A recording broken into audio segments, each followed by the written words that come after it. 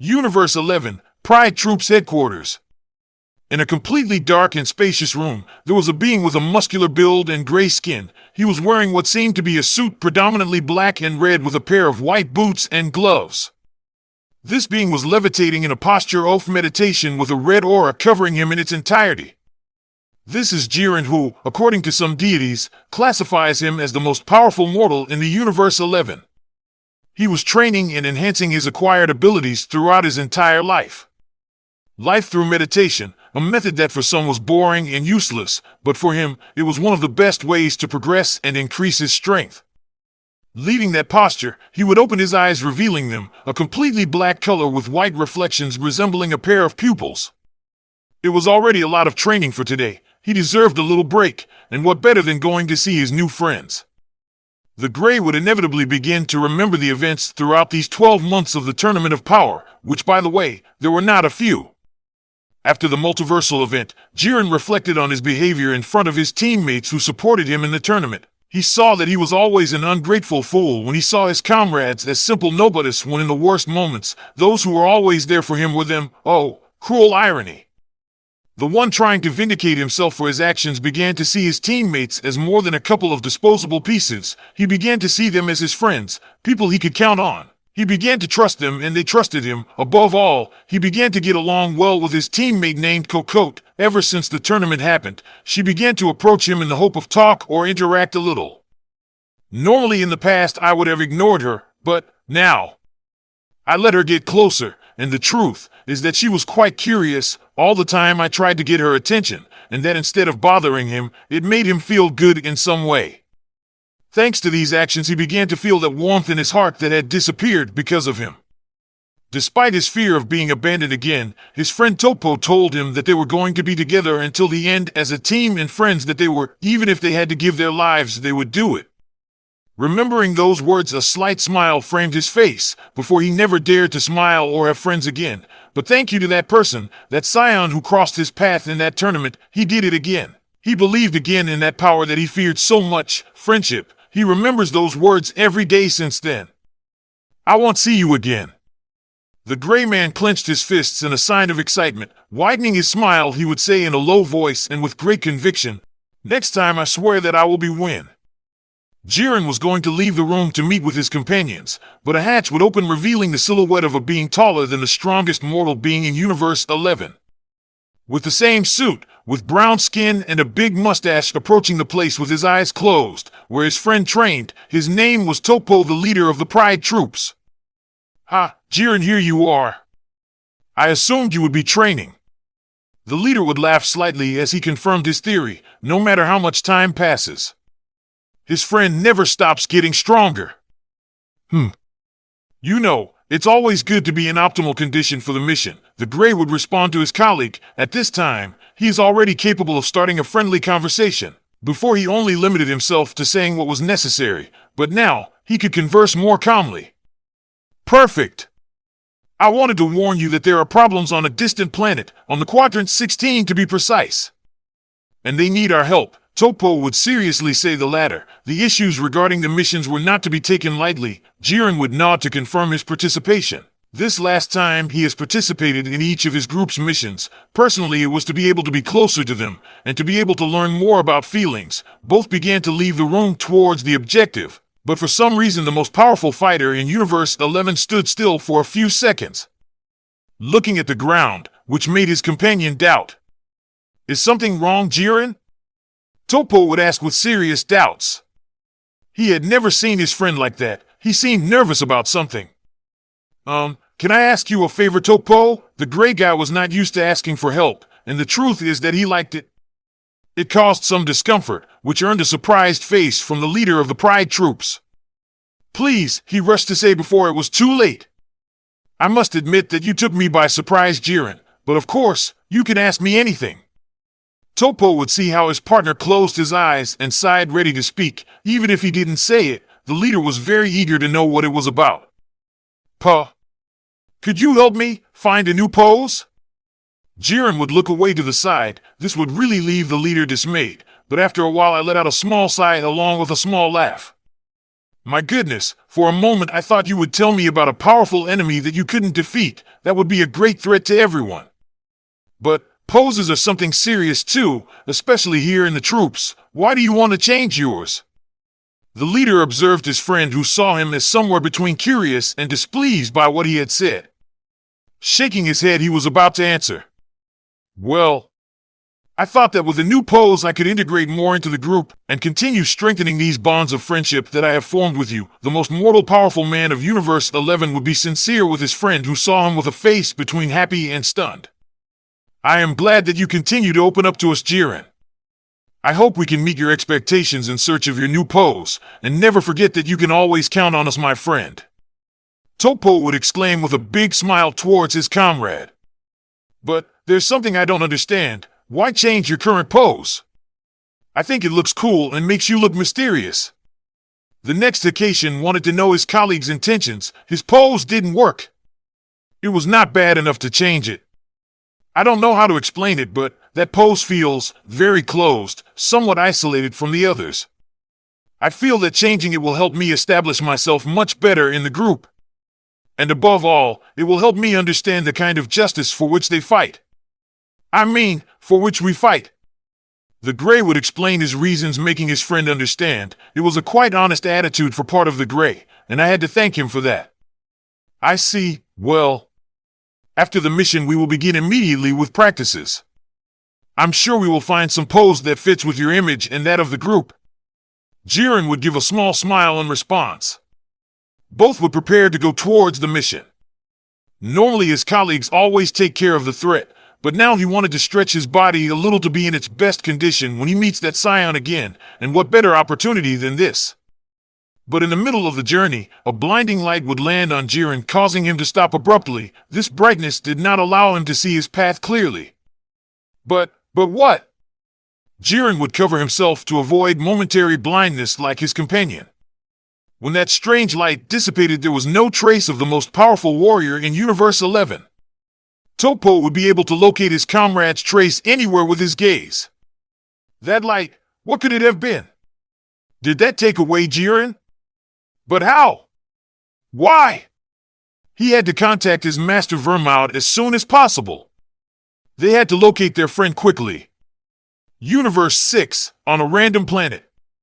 Night and heavy rain predominate the climate of said planet, where you can see a city and a large number of people walking from one place to another doing their daily duties. In the middle of said crowd you can see a being taller than the rest, walking calmly with his eyes closed and with his hands in his pockets. He turned into a kind of alley in the big city, revealing his appearance. He was a being with violet skin just like his suit and boots.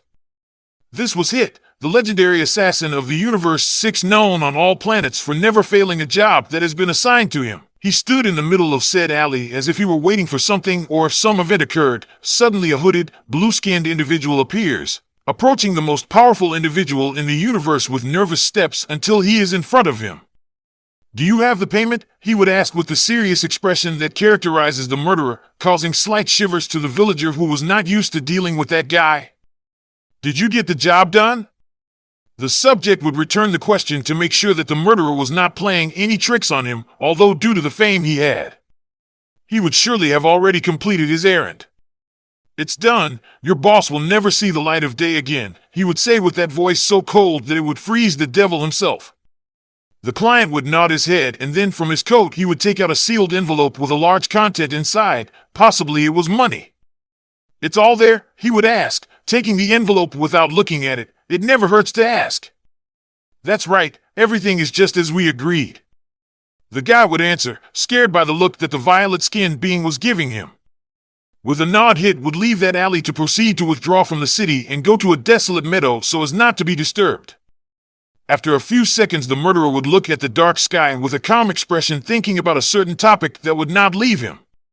"Calm for days now. I think it's time to finish my work, son Goku," the red-eyed man would think with a smile when remembering that strange scion that he could not understand or understand. Well, he was sure that he was not the only one with those kinds of thoughts. Every time he fought with Goku he had fun, quite strange for him.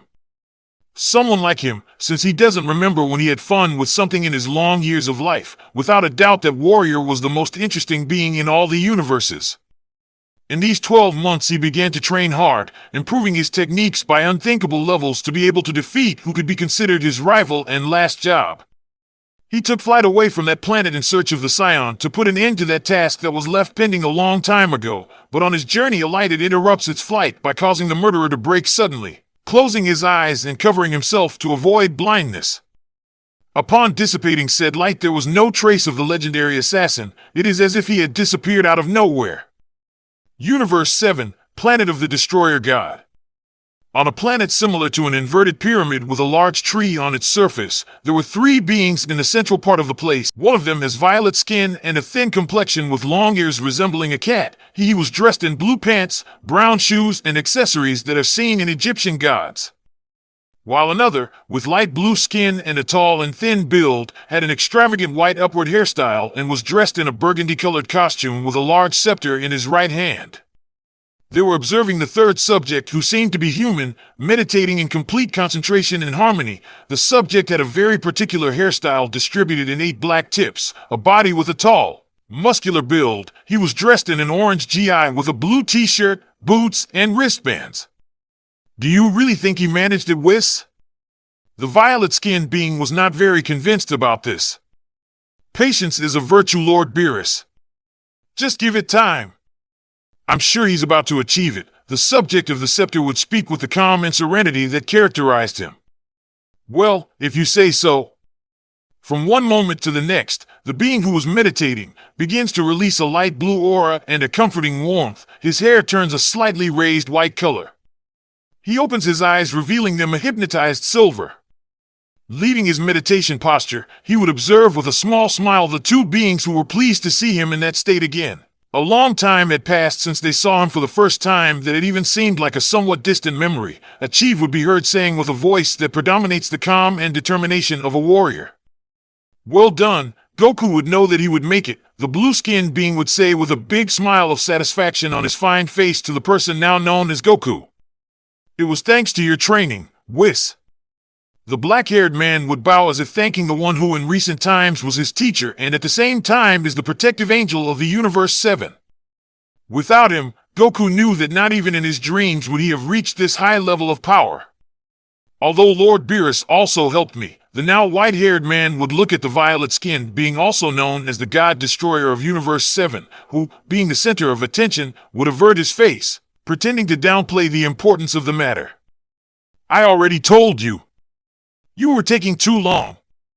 I thought you would never make it again, but now that I see it before my eyes again, I must congratulate you. You did pretty well for a mere mortal. Who would think that a scion would manage to enter the realm of the gods? Goku would laugh when he saw Beerus act that way. Lord Beerus. The god of destruction would leave his thoughts to focus on that scion who was looking at him with a small, somewhat anxious smile in his opinion.